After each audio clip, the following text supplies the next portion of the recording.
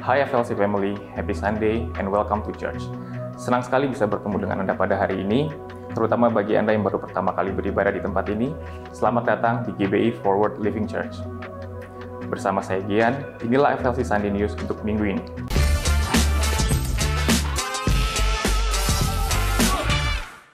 Jika FLC Family membutuhkan dukungan doa, tim FLC Prayer dengan senang hati akan membantu dan mendukung Anda melalui doa. Atau Anda dapat mengisi form doa yang tersedia di area Home Lounge.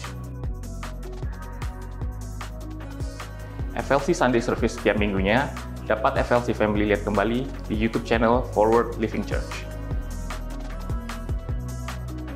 Untuk mendapatkan informasi tentang kegiatan atau pelayanan gereja, FLC Family dapat mengunjungi Home Lounge, menghubungi WhatsApp FLC Office kami di 0816 633 633 atau dapat terhubung melalui Instagram Forward Living Church.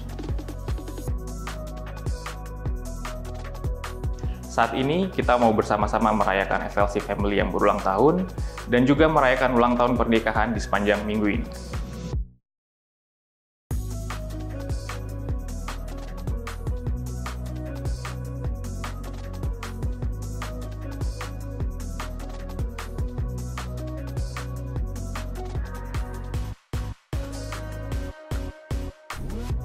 Mari siapkan hati kita untuk memuji dan menyembah nama Tuhan, serta menerima dan mencatat setiap kebenaran firman Tuhan yang disampaikan hari ini. Happy Sunday, and God bless you.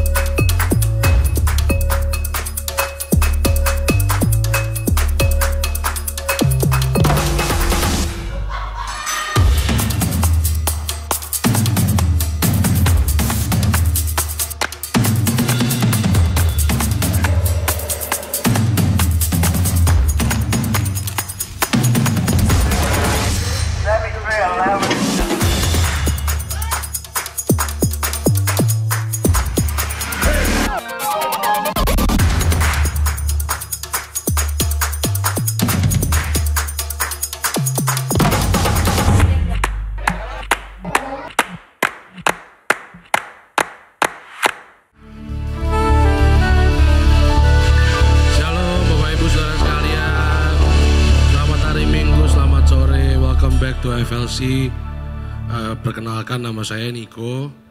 Mungkin yang belum pernah ketemu atau kenal saya sebelumnya, saya kurang lebih sudah bergereja beribadah di FLC ini sudah 7 bulan kurang lebih. 7 bulan jalan 8 bulan. Terima kasih juga buat Pastor Josh yang memberikan saya tempat pada sore hari ini untuk sharing kepada Bapak Ibu Saudara sekalian semua. 2 minggu ke belakang ini saya sedang bergumul dengan berdoa tuh tetap, punya rutinitas doa tuh tetap. Cuma mulut saya berdoa tapi rasanya hati saya kayak nggak ikut doa gitu. Jadi kayak tadi mungkin ngobrol sama Ko Felix di belakang, ya ibaratnya kayak absen aja gitu. Yang penting Tuhan tahu, oh nih anak kalau udah doa gitu. Cuma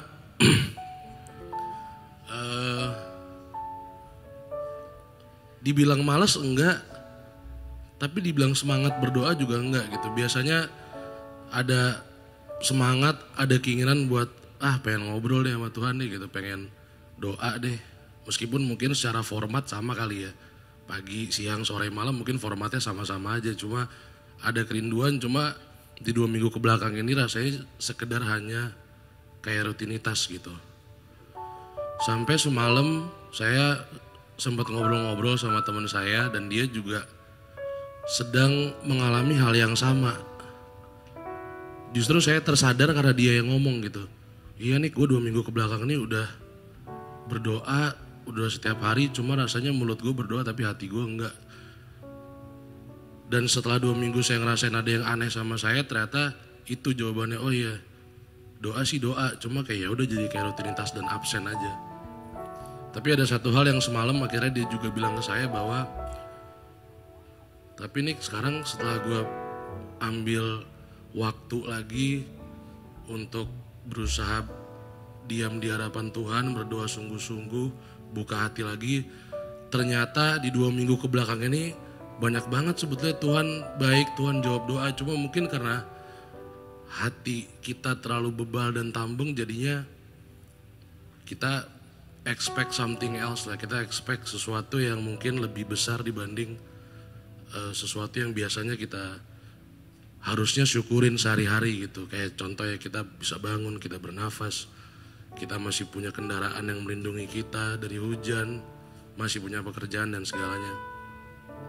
Tapi semalam Tuhan mengingatkan saya lagi untuk bersyukur melalui doa. Jadi doa itu adalah sebuah buat saya pribadi hubungan yang personal sama Tuhan dan harusnya exciting buat saya. Harusnya membuat diri saya selalu excited buat ngobrol sama Tuhan gitu. Dan mungkin satu hal yang luput dari saya adalah bersyukur dan mencoba untuk take a step back lagi dan berdiam di hadapan Tuhan aja gitu, ngobrol aja sama Tuhan sungguh-sungguh, bukan jadiin doa sekedar rutinitas. Mungkin hari-hari ini kita juga dari Bapak Ibu Saudara sekalian ada perasaan hal yang sama, merasakan mungkin apa yang kita lakukan dalam hal berdoa itu jadinya kayak sekedar absen doang atau hanya rutinitas. Cuma semalam saya belajar, saya harus memang take a step back lagi, diem, kalau perlu seharian lah, diem lah di hadapan Tuhan dan bersyukur dan merasakan lagi hadirat Tuhan dalam hidup saya gitu. Dan saya bersyukur juga punya teman saya juga yang bisa mengingatkan saya meskipun secara tidak langsung, tapi Tuhan pakai teman saya buat menyadarkan saya kayak, oh memang 2 minggu ini lagi begini nih gitu. Semoga apa yang saya udah sharing juga dapat menjadi apa ya, lesson mungkin buat Bapak Ibu sekalian, karena Tuhan segitu baiknya dan Dia gak pernah berhentinya ngingetin kita dalam segala hal apapun atau perasaan apapun yang lagi kita alamin dalam hidup kita sehari-hari. Mungkin sekian kesaksian dari saya, Bapak Ibu Saudara sekalian. Izinkan saya untuk memimpin kita semua di dalam doa sebelum kita mulai ibadah. Mari kita bersatu dalam doa. Bapak, terima kasih atas sore hari ini. Terima kasih karena Engkau sudah mendatangkan kami sampai di gereja dengan selamat tanpa kurang satu apapun Tuhan. Kami menyerahkan ibadah kami sore hari ini ke dalam tangan-Mu. Tuhan hadir di tengah-tengah kami. Tuhan isi hati dan pikiran kami supaya kami dapat duduk diam, belajar mendengar firman-Mu Tuhan. Sehingga apapun yang kami dengar yang kami pelajari hari ini, kami dapat gunakan di kehidupan kami sehari-hari di minggu ke depan berikutnya Tuhan. Terima kasih atas kasih karunia dan berkat-Mu sepanjang minggu kemarin, dan kami serahkan ibadah hari ini dan minggu kami ke depan ke dalam tangan-Mu. Dalam nama Tuhan Yesus kami berdoa. Amin. Boleh kasih tepuk tangan yang terbaik buat Tuhan kita sekali lagi saudara. Sekali lagi shalom. Ada sukacita semangat sore hari ini, amin. Mari yang bersemangat kita boleh sama-sama kembali bangkit berdiri. Kita mau puji Dia, kita mau tinggikan Tuhan, kita mau katakan di hadapan Tuhan sore hari ini. Hidupku ada di tangan-Mu, Kau beri rancangan yang terindah, tak hanya yang baik saja.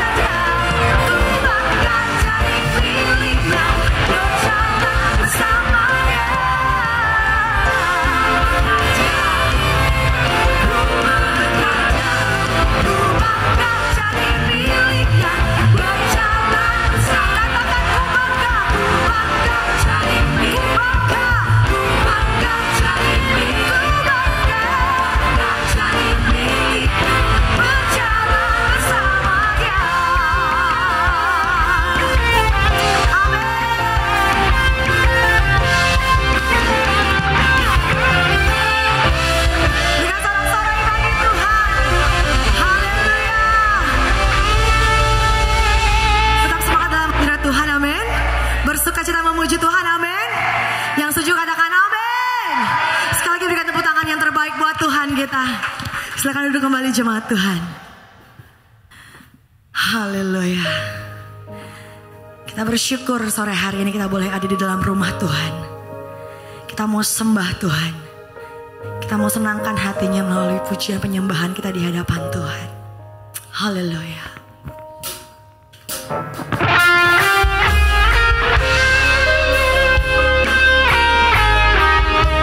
Semua kami bersyukur pada Tuhan seperti yang Kau Yesus. Terima kasih Tuhan.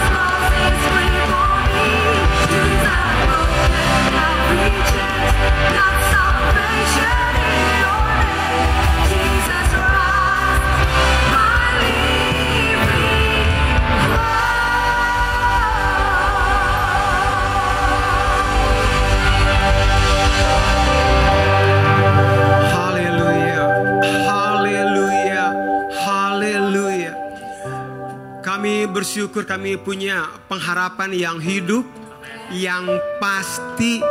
Yesus Kristus namanya bertahta penuh atas hidup kami, berkuasa penuh atas hidup kami. Kami bersyukur Engkau adalah penjaga hidup kami yang pasti. Terima kasih buat sore hari ini. Terima kasih buat pujian, buat penyembahan. Terima kasih buat gereja yang ada hari ini. Kami mengucap syukur. Berbicara buat setiap kami, karena kami tahu hari-hari ini ada begitu banyak suara yang kami dengar. Suara kata orang, suara kenyataan, suara dari media. Tapi biar kami sore ini memberikan telinga kami untuk mendengar suara kebenaran firman Tuhan. Karena kami percaya firman Tuhan hidup, ya dan amin. Berbicara buat setiap kami siap mendengarkan. Dan setiap kita yang percaya di dalam namanya berkata amin. Kami memberikan pertemuan kita, haleluya, haleluya. Sudah boleh duduk, terima kasih. Apa kabarnya? Oke, boleh bilang kiri kanannya, bilang saya senang kamu masih hidup.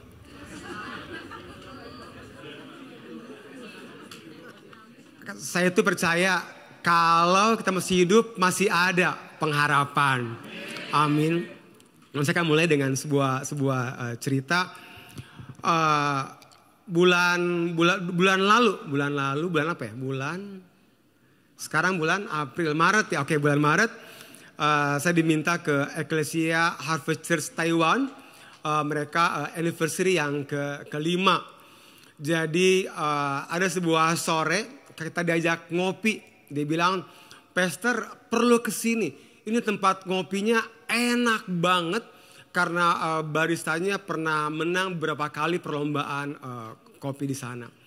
Jadi saya datang, terus saya langsung lihat price listnya. Boleh kasih lihat? Oke, dikasih price listnya. Nah yang ini nih, ini pas saya baca, saya pikir itu 2.200 NT. Jadi uang Indonesia sekitar 1,1 juta. Saya pikir oke lah gak apa-apa, sekali-kali pengen cobain kopi yang harganya 1,1 juta segelas.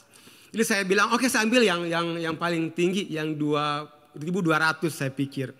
Jadi orangnya datang, dia mau coba buatkan. Terus tiba-tiba salah satu tim saya namanya Saint, dia rasa nggak sejahtera kayaknya. Dia kembali ke kasir, dia tanya, yang tadi kopinya berapa? Ternyata bukan 2.200, tapi 22.000. Jadi kopinya segelas harganya 11 juta. Dia kembali ke saya, kak jangan beli yang ini kak, harganya 11 juta dia bilang. Pas saya cek benar harganya 11 juta. Saya kaget banget. Saya hampir ngomong kasar. Tapi saya nggak ngomong kasar. Saya hanya ngomong dalam hati aja. Anjing. Kaget banget saya. Tapi dalam hati. Karena kalau saya ucapkan dog, orang Thailand bingung kenapa ngomong dog ya, pasti dia bingung. Jadi saya hanya di hati aja, anjing. 11 juta satu gelas, jadi air kencing 11 juta. Aduh ampun, saya bukan masalah uang 11 juta. Karena buat saya uang 11 juta masalah banget. Karena kalau itu masuk ke bill, saya bingung. Ngomong apa ke istri saya. Tapi saya bersyukur hari itu Tuhan menjagai saya. Karena dia adalah my doorkeeper. Amin. Nah ini yang menjadi judul sharing saya hari ini. Bukan anjingnya tentu. Tapi judulnya adalah God is our doorkeeper. Tuhan adalah penjaga pintu buat kehidupan kita. Nah kita akan lihat dari Mazmur 121 ayat 1 sampai yang ke-8. Ini ayat, ini perikop yang paling sering saya baca di antara semua perikop lain yang di Alkitab. Judulnya adalah Tuhan Penjaga Israel. Untuk mempersingkat waktu, saya akan baca langsung ke ayat yang ketiga, keempat, dan yang kelima. Tapi karena saya percaya iman tumbuh dari pendengaran akan firman Tuhan, jadi mari kita baca bersama-sama sampai telinga kita mendengar. Boleh ya? Oke, ayat yang ketiga, empat, dan lima. 1, 2, 3. Ia takkan membiarkan kakimu goyah. Penjagamu tidak akan terlelap. Sesungguhnya tidak terlelap dan tidak tertidur penjaga Israel. Tuhanlah penjagamu, Tuhanlah naunganmu di sebelah tangan kananmu. Katakan amin. Tuhan adalah penjaga yang aktif. Dia bukan penjaga yang pasif. Kalau Tuhan penjaga yang pasif, Dia akan menjaga kita kalau diminta. Tapi Tuhan adalah penjaga yang aktif. Dia menjaga kita dari sekarang sampai selama-lamanya. Daud katakan, penjagamu tidak terlelap dan tidak tertidur. Artinya, tidak ada satu momen pun dalam kehidupan kita yang berada di luar kendalinya Tuhan. Semua momen dalam kehidupan semuanya ada di dalam kendalinya Tuhan. Mengapa? Karena God is our doorkeeper. Wahyu 3 ayat 7 sampai yang ke-8. Kepada jemaat di Philadelphia. Dan tuliskanlah kepada jemaat di Philadelphia, inilah firman dari yang kudus, yang benar, yang memegang kunci Daud. Apabila ia membuka, tidak ada yang dapat menutup.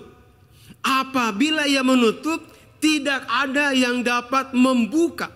Aku tahu segala pekerjaanmu, lihatlah, aku telah membuka pintu bagimu yang tidak dapat ditutup oleh seorang pun. Aku tahu bahwa kekuatanmu tidak seberapa, namun engkau menuruti firmanku dan engkau tidak menyangkal namaku. Nah, pintu adalah, ada gambar pintu. Pintu adalah sebuah struktur bangunan untuk kita dapat keluar dan masuk. Di Alkitab ada 500 kata pintu. Ada pintu Nuh, Tuhan menutupnya untuk keselamatan Nuh dan keluarganya. Ada satu kali Tuhan berkata kepada Musa untuk mengambil darah anak domba dan menaruhnya di ambang pintu supaya Tuhan melalukan kematian anak sulung di antara orang Israel. Bahkan Tuhan Yesus berkata, akulah pintu keselamatan. Lihat di Yohanes 10 ayat yang ke-9. Akulah pintu. Barang siapa masuk melalui aku, ia akan selamat. Ia akan selamat dan ia akan masuk dan keluar dan menemukan padang rumput. Pintu menggambarkan banyak hal di dalam kehidupan kita. Terkadang Tuhan menutup pintu dalam kehidupan kita. Tapi terkadang Tuhan membuka pintu di dalam kehidupan kita. Pintu yang terbuka menggambarkan sebuah kesempatan yang Tuhan berikan buat kita. Tapi pintu yang tertutup menggambarkan sebuah penolakan. Pintu yang terbuka dapat menggambarkan sebagai sebuah akses untuk kita dapat mengerjakan hal yang besar. Tapi pintu yang tertutup menggambarkan sesuatu yang menghambat untuk kita mampu mengerjakan hal-hal yang besar. Pintu yang terbuka menggambarkan penerimaan. Tapi pintu yang tertutup menggambarkan penolakan. Salah satu tokoh pria sejati, Ed Cole, berkata seperti ini. There are only two things we do in life. Entering and leaving. Hanya 2 hal yang kita kerjakan di dalam hidup ini. Masuk dan keluar. Keluar dari satu musim pintu kehidupan. Kemudian kita masuk ke dalam satu pintu kehidupan yang baru. Itulah kehidupan. Keluar dan masuk. Dan kabar baiknya, pintu apapun, musim apapun yang engkau keluar dan masuk, engkau perlu percaya, God is our doorkeeper. Tuhan Yesus bukan satu-satunya, Tuhan Yesus adalah satu-satunya pintu keselamatan saya dan saudara. Dan tadi kita baca, Dia Tuhan yang membuka pintu dan Dia Tuhan yang menutup pintu di dalam kehidupan kita. Prinsip pertama, every door is a decision. Di dalam Alkitab, pintu juga menggambarkan pilihan-pilihan keputusan yang perlu kita ambil setiap hari. FLC, kita akan menggenapi masa depan kita.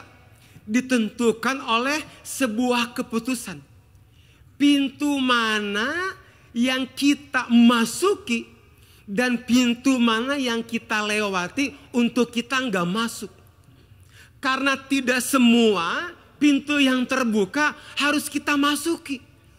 Kita perlu berani berkata ya untuk masuk, tapi juga kita perlu berani berkata tidak untuk kita nggak masuk ke dalam pintu ini. Karena kalau enggak, kita akan kehilangan banyak waktu. Kita akan kehilangan banyak uang. Bahkan kita akan kehilangan banyak pertemanan.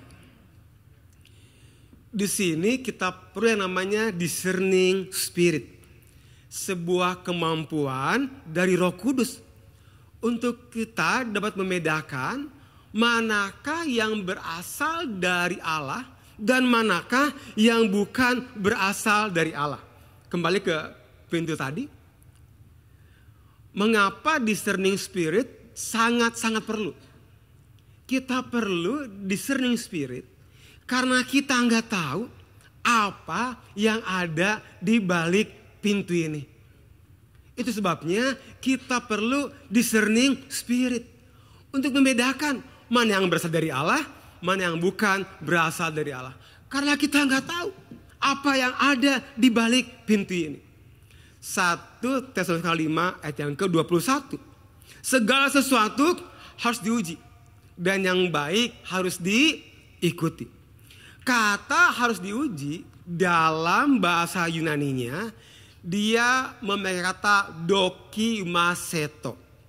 Kata ini digunakan untuk membedakan mana yang berasal dari Allah dan mana yang bukan berasal dari Allah.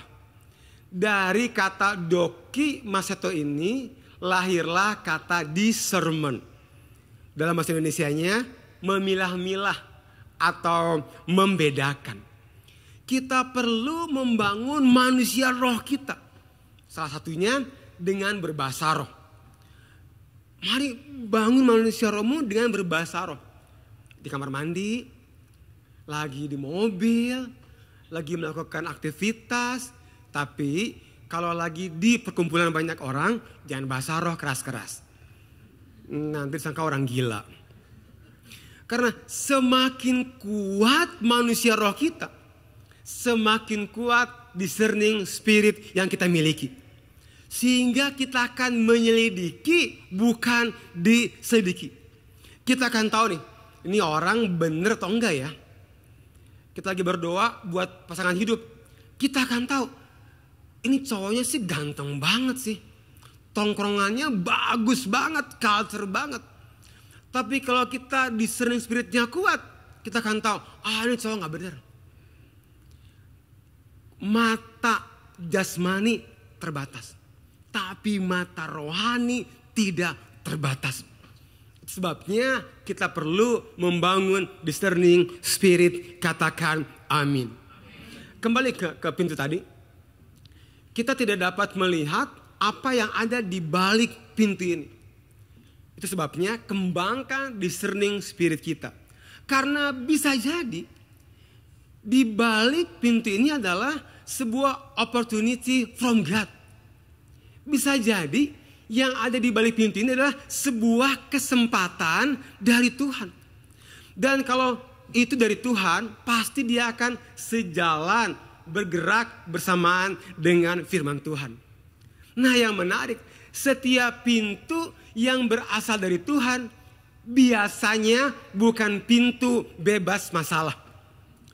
Selalu dalam setiap opportunity selalu ada opposition. Tapi saya percaya opportunity and opposition adalah God's will. Mengapa setiap kesempatan Tuhan kasih kita opposition? Untuk setiap kita mengembangkan karakter kita. Karena berkat yang Tuhan berikan buat kita, dia perlu kapasitas untuk menerimanya. Setiap pintu, kita nggak pernah tahu apa yang ada di balik pintu yang tadi. Tadi kita dengar mungkin juga opportunity dari Tuhan, tapi juga bisa jadi merupakan distraction dari orang lain. Kelihatannya sih sebuah kesempatan, tapi di ujungnya membawa kehancuran. Sekarang beberapa waktu yang lalu kita sering dengar jargon Indonesia gelap. Kabur aja dulu. Banyak hal yang terjadi, banyak hal di media sosial, banyak hal yang bisa mempengaruhi bagaimana kita mengambil keputusan. But listen up, wrong information will bring you distraction, but the word of God will bring you direction. Mari. Itu sebabnya pagi-pagi waktu kita bangun jangan langsung lihat media sosial. Pagi-pagi bangun cari dulu Alkitab. Biar hari itu kita hidup bukan apa kata orang, bukan apa kata kenyataan, tapi kita hidup apa kata firman Tuhan. Dan firman Tuhan always bring you direction. Apa yang dibalik pintu tadi bisa juga sebuah trap from setan. Kelihatannya sih enak, tapi ujungnya membawa kematian. FLC, bangun discerning spirit. Karena kita nggak tahu apa yang dibalik pintu ini. Bisa dari Tuhan, bisa distraction, bisa juga jebakan dari setan. Kita semua tentu pernah menghadapi atau sedang menghadapi situasi yang kelihatannya semua pintu tertutup. Kita udah berdoa buat pasangan hidup, enggak kebuka-kebuka. Kita udah kerja keras buat promosi, enggak dipromosiin terus. Kita sudah berdoa buat punya anak, enggak juga punya anak. Kita berdoa supaya bisa beli rumah, enggak bisa terus. Kita berdoa supaya aset laku, enggak laku-laku. Saya enggak tahu mungkin pintu apa yang sedang tertutup di dalam kehidupanmu. Tapi saya mau katakan gini, God is our doorkeeper. Kita Wahyu katakan, aku telah membuka pintu dan tidak ada seorang pun yang dapat menutupnya. Artinya gini, Tuhan mengendalikan seluruh waktu kehidupan kita. Dia tahu kapan waktu yang paling pas untuk pintu ini dibukakan. Karena Tuhan membuat segala sesuatu indah pada waktunya. Artinya kalau belum indah, belum waktunya. Tetap sabar, tetap tenang. Tunggu Tuhan membukakan setiap pintu bagi saya dan saudara.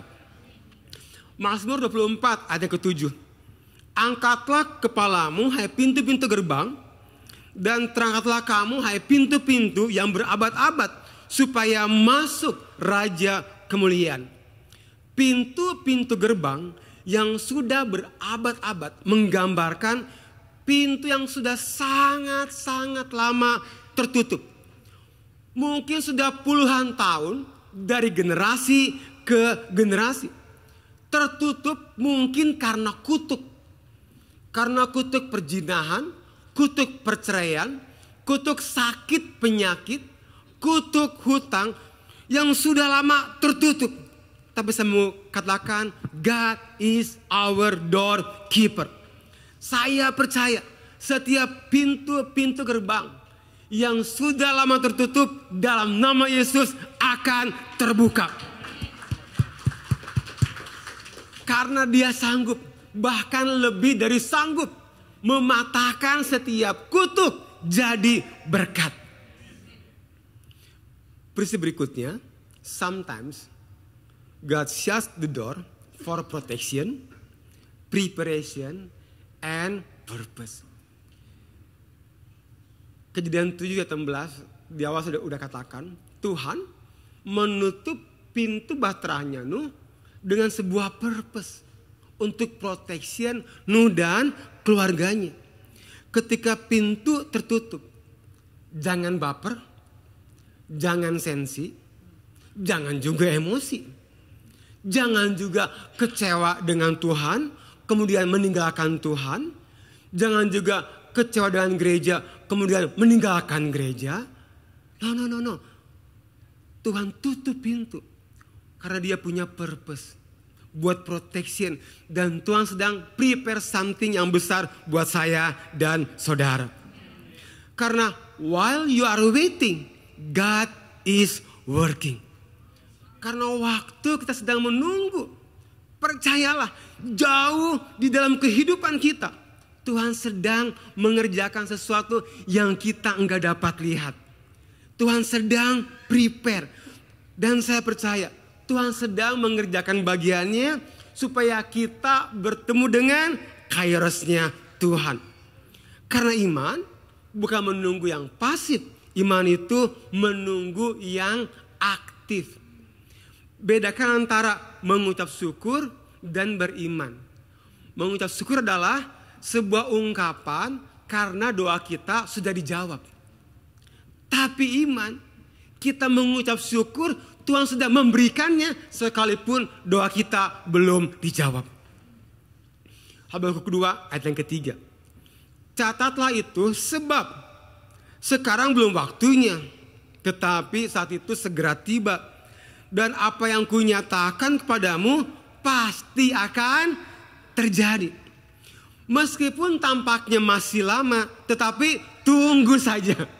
Saat itu pasti akan datang dan tidak akan ditunda. Nah, kalau Tuhan menutup pintu buat protection, buat purpose, buat preparation, nah beda. Kalau setan menutup pintu untuk membatasi, bahkan untuk menggagalkan, bahkan untuk menghambat setiap berkat yang Tuhan akan berikan di dalam kehidupan kita. Mazmur 107 ayat yang ke-16. Sebab dipecahkannya pintu-pintu tembaga dan dihancurkannya palang-palang pintu besi. Apa artinya? Tuhan sanggup menghancurkan setiap situasi atau masalah yang tidak mungkin diselesaikan.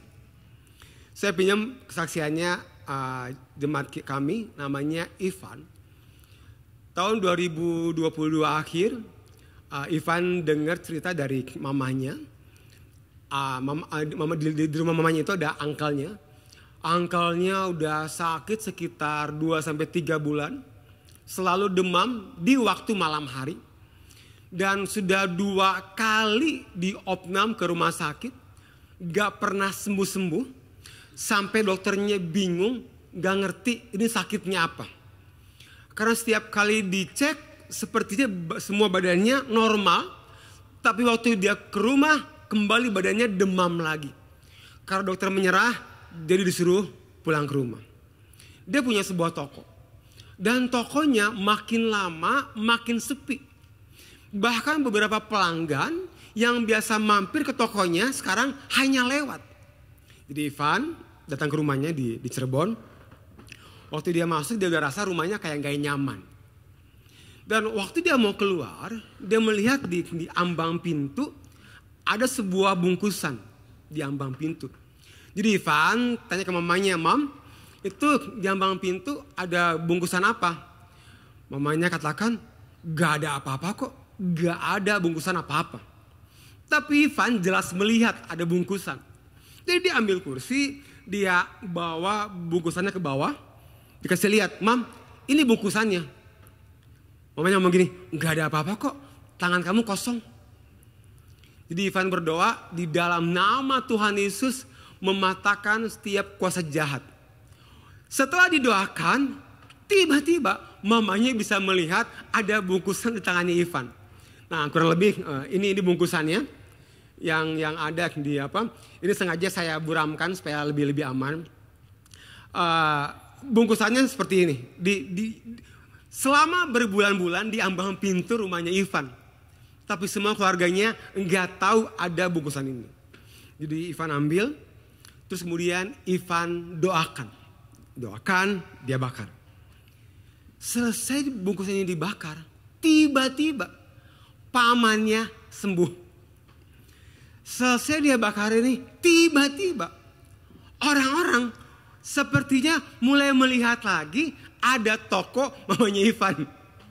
Dan orang-orang mulai berdatangan buat belanja kembali. Dengar, Tuhan sanggup membuka setiap pintu yang sepertinya gak bisa dibuka. Pintu yang udah kayak palang-palang besi. Dengar, dia sanggup menghancurkannya. Katakan amin. God will open doors for me if I open doors for other. Tuhan akan membuka pintu buat saya kalau saya membuka pintu untuk orang lain. Hari Kamis minggu lalu, by the way, karena kasih karunia Tuhan, saya baru pindah rumah ke rumah yang baru. Rumahnya dekat dengan sekolah anak saya.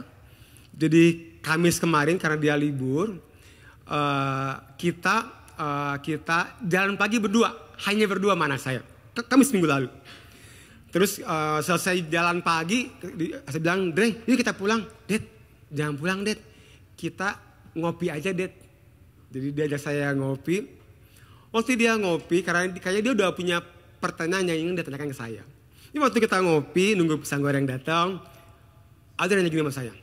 Dad, I know that you kan gak ada uang. You tuh uangnya pas-pasan. Tapi kok bisa kita beli rumah yang sekarang ini, Dad? Gimana ceritanya, Dad? Terus saya ngomong gini ke dia. Audrey, hidup itu cuma dua hal. Kita akan menuai apa yang kita tabur. Hidup itu hanya menabur dan menuai. Kalau kita membuka pintu untuk orang lain, maka orang lain akan membuka pintu untuk kita. Ini saya ceritain. Dulu, beberapa tahun yang lalu, saya punya anak rohani, namanya Arlen. Suaminya meninggal. Dia punya anak dua. Dan waktu itu saya masih ingat, saya mau jemput anak saya di sekolah. Arlen cerita kerinduannya. Kak, puji Tuhan dari PayPal. Apa kalau orang Chinese kan ada PayPal. Apa itu PayPal? Uang duka. Oke, uang duka. Uang duka. Saya dikumpulkan ke uang duka ini. Dan saya rindu ingin beli rumah, Kak. Kak, dukung doa ya. Dia gak minta uang ke saya. Tapi saya kayak ada impresi. Aduh, saya mau bantulah. Saya pulang ke rumah, saya bilang, Say, kita bantulah Arlen. Buat dia bisa punya rumah, Say. Kita bantu DP-nya. Puji Tuhan hari itu saya punya deposito. Jadi saya ambil semua deposito saya kasih ke Arlen buat dia bisa DP rumah. Dan sekarang dia punya rumah di Kota Baru Parahyangan. Saya nggak pernah lupa waktu COVID, ada salah satu anak rohani saya, dia ke rumah saya. Dia nggak masuk, dia hanya ketok pintu. Saya buka pintu, ngomong gini, dia manggil saya papi. Pih, ini emas buat papi, dia kasih emas. Itu kayaknya emas terbesar yang pernah saya lihat. Wah gede, dia kasih, dia pergi lagi. Dia pergi lagi. Mungkin masih ingat waktu kita COVID, kita tapping, betul ya? Tapping ya, tapping. Saya mau tapping ke kantor gereja. Waktu mau tapping, hal yang sama di mobil lagi, lucu banget. Tuhan kasih impresi, kamu kasih keluarga ini DP rumah. Hah? Oh, oke, saya bilang. Saya dengar aku ngomong begitu. Terus saya pulang ke rumah. Saya bilang ke istri saya, tadi di jalan Roh Kudus bilang, kasih keluarga ini DP rumah. Dia ngomong gini, yang benar uang dari mana? Terus tiba-tiba ada tatapan suami istri. Kan kalau suami istri itu bertatap-tatapan, gak ada kata, tapi penuh kata di dalamnya. Penuh makna. Kita ingat ada orang pernah kasih kita emas. Jadi hari Sabtunya kita bawa emas itu ke keluarga ini. Dan sekarang keluarga ini sudah punya rumah. So 2023 anak saya Audrey ulang tahun Januari tanggal 29. Dia ngomong gini, ditanya, Audrey mau apa? Dad, Audrey mau pindah rumah. Sebagai bapak yang baik, saya cari rumah.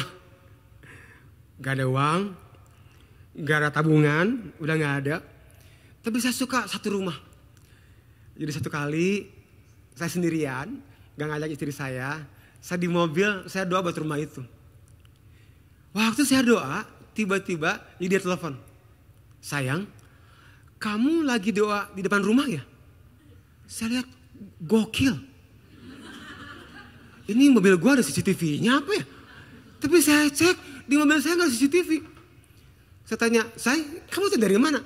Enggak, saya rasa aja kayak kamu lagi doa rumah. Iya benar, saya lagi doa rumah. Oke, itu Januari. Maret 2023. Bukan orang Bandung, ada orang dari luar kota. Datang, telepon saya. Saya baru mendarat dari sisi Bali. Saya baru mendarat di airport, telepon gini. Kak, tolong kak, kita perlu ketemu urgent. Nah saya kan udah jadi gembala agak lama. Saya tahu banget lah. Kalau ada jemaat, tiba-tiba bilang urgent, cuman 2.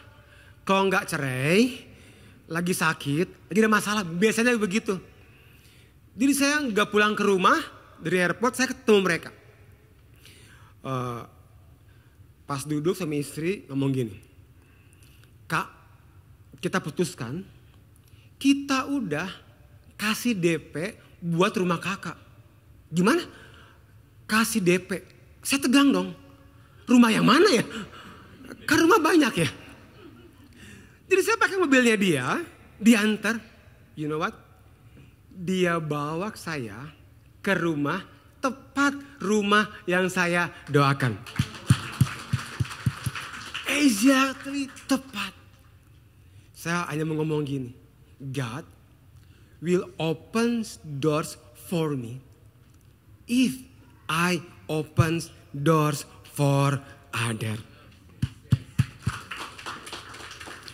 So, hari ini kita belajar, God is our door keeper. Every door is a decision. Sometimes God sets the door for protection, preparation, and purpose.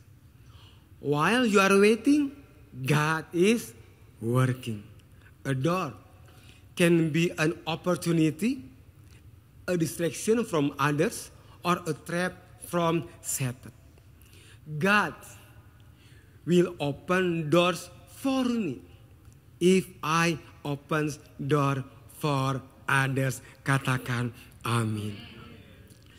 FLC, God has a destiny for you, and no one can destroy it except yourself. Tuhan itu udah punya tujuan. Dia punya masa depan buat setiap kita. Dari kiri ke kanan, depan ke belakang. Dan gak ada seorang pun yang dapat mengambilnya atau menghancurkannya. Kecuali diri kita sendiri. Jadi ketika kita melihat pintu-pintu yang tertutup. Jangan komplain, jangan kepahitan, jangan kecewa, jangan menggerutu. Belajar untuk menjaga kesabaran dan percaya kepada Tuhan. Ayat terakhir, Wahyu 3:7. Dan tuliskanlah kepada malaikat-malaikat jemaat di Philadelphia. Inilah firman dari yang kudus yang benar, yang memegang kunci Daud. Apabila yang membuka, tidak ada yang dapat menutup. Apabila yang menutup, tidak ada yang dapat membuka. Kecenderungannya kita, ketika kita menghadapi masalah yang besar, tantangan yang besar, pintu yang besar, kecenderungan kita adalah merespon dengan kekuatan yang lebih besar. Kita mencari keuangan yang lebih besar. Kita mencari orang yang memiliki kekuatan yang besar. Kita tiba mencari fasilitas yang jauh lebih besar. Padahal, boleh kembali ke gambar pintu?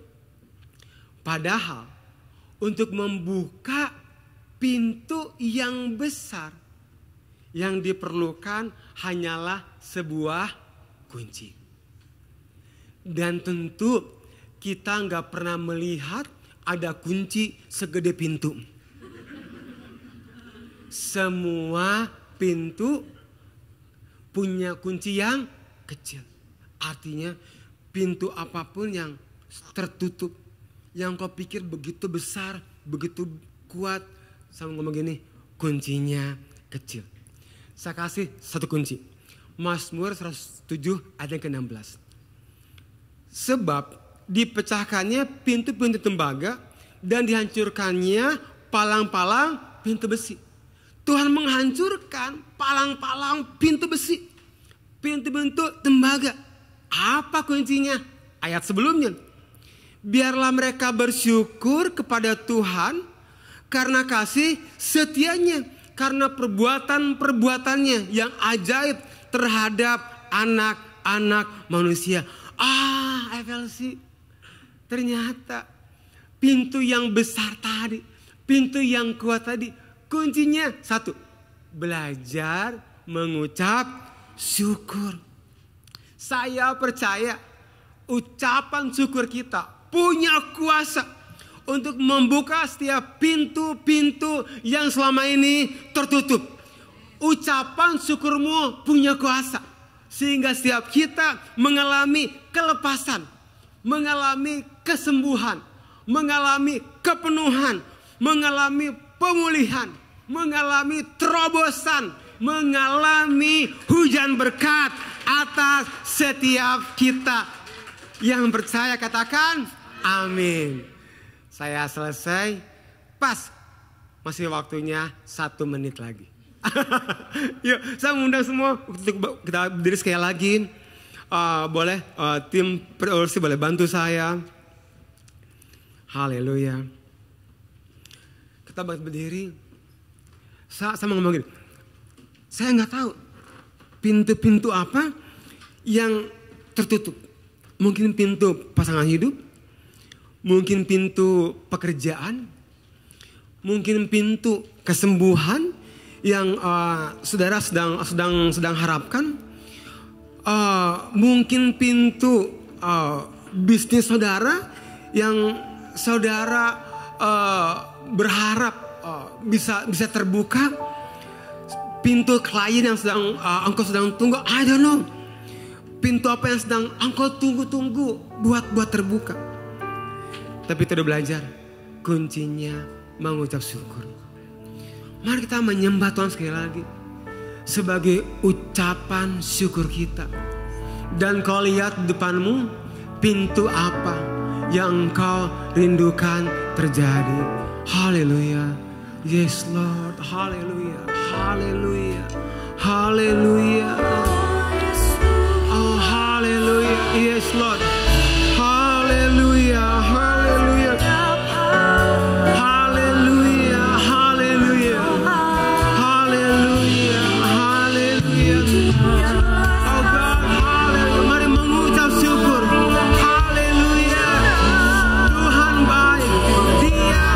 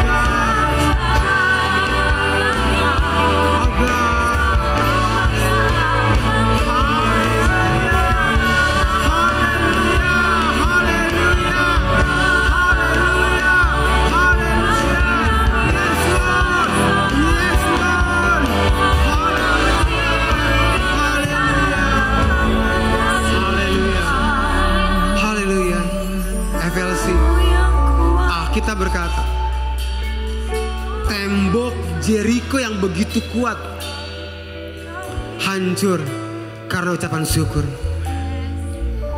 FLC, kita pernah dengar waktu Paulus dan Silas di penjara, dibelenggu, mereka mengucap syukur. Rantai terlepas. Ada kuasa di dalam ucapan syukur. Mari mengucap syukur buat kebaikan Tuhan. Mari mengucap syukur. Haleluya. Haleluya. Yesus, kami mengucap syukur. Haleluya. Tuhan baik. Tuhan baik. Tuhan baik. Kami mengucap syukur. Haleluya. Haleluya. Yesus. Haleluya. Haleluya. Oh haleluya. Kami mengucap syukur.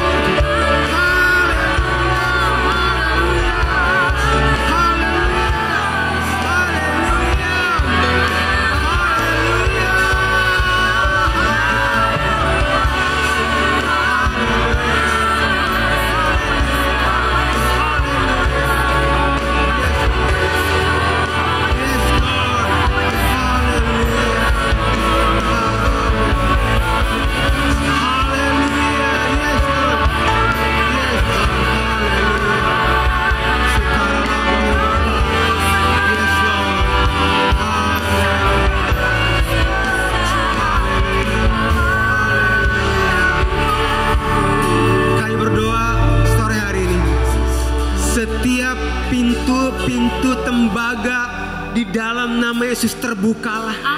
Setiap palang-palang pintu besi kami katakan di dalam nama Yesus terbukalah.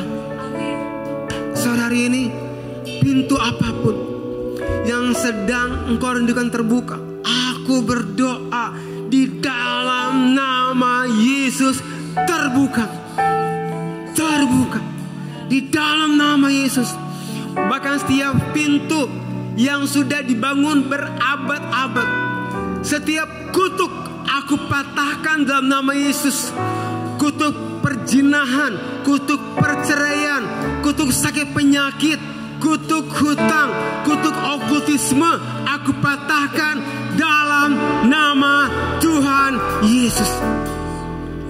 Engkau sanggup mengubah kutuk menjadi berkat.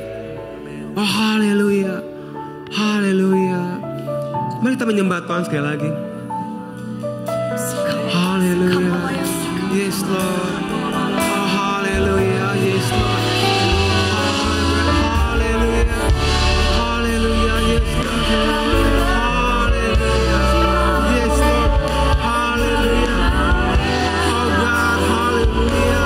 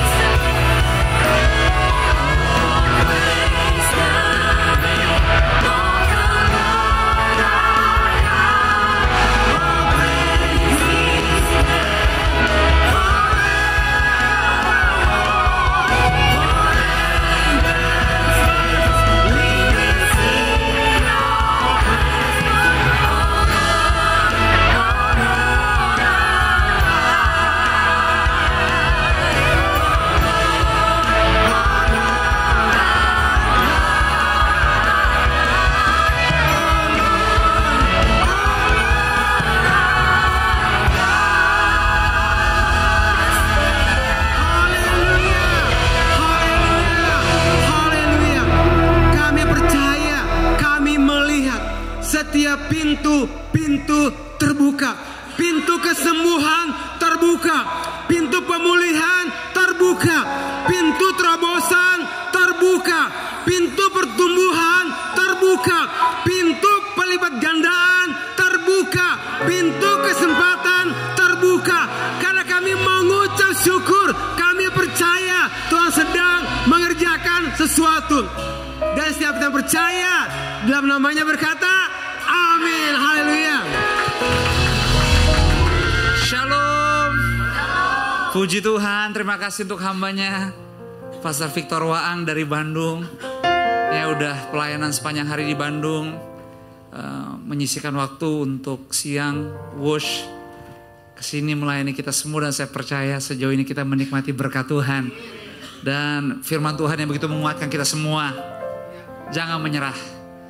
Kesaksian demi kesaksian itu bukan hanya untuk Pastor Victor, tapi jika Anda percaya, kita punya Tuhan yang hidup.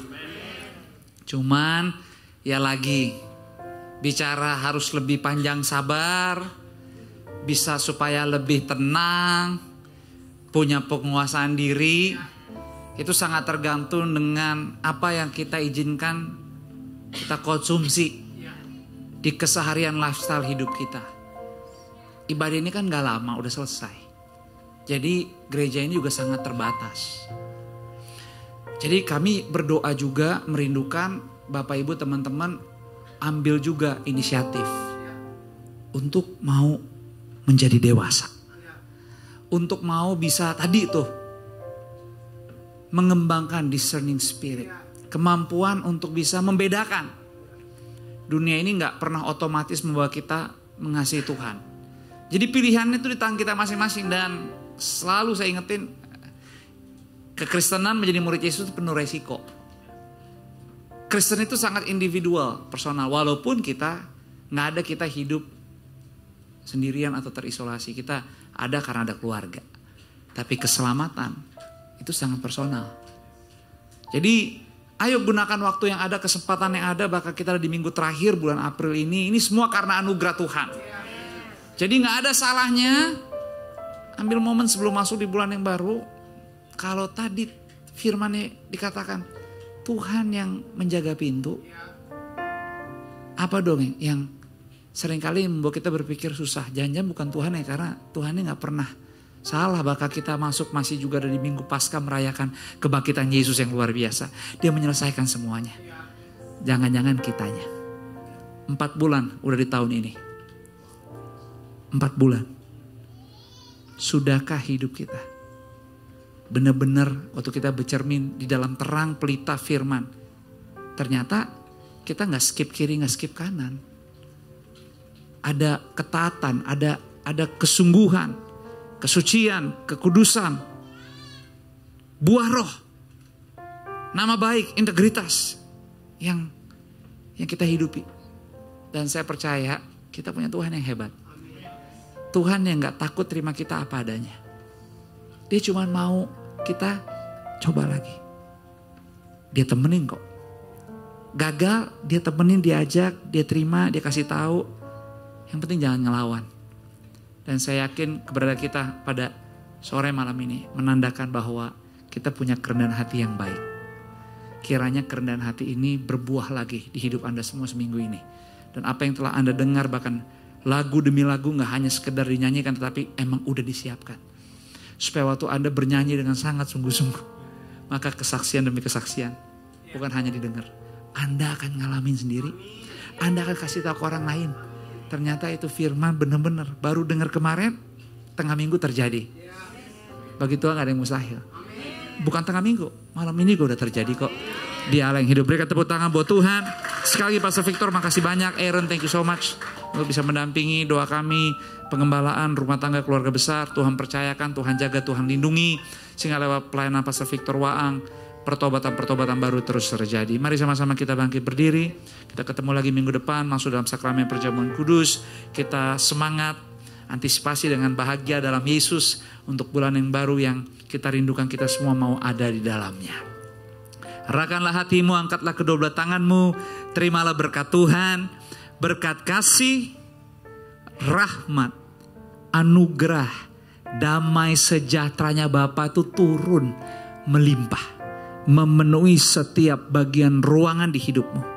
Dan Dia Immanuel selalu terlibat dalam hal apapun. Percaya dan jangan goyah, karena semuanya dilakukan di dalam persekutuan yang manis bersama dengan Roh Kudus. Mulai dari detik sore malam ini sampai selama-lamanya. Di dalam nama Bapa, Putra, dan Roh Kudus, di dalam nama Tuhan Yesus kita yang sudah menerima berkat dan siap juga mau hidup kita dipakai jadi berkat sama Tuhan. Sama-sama semua katakan amin. Berikan tepuk tangan buat Tuhan. Ambil waktu untuk bersatu, bersyukur, dan berfellowship lah seorang yang lain. Thank you.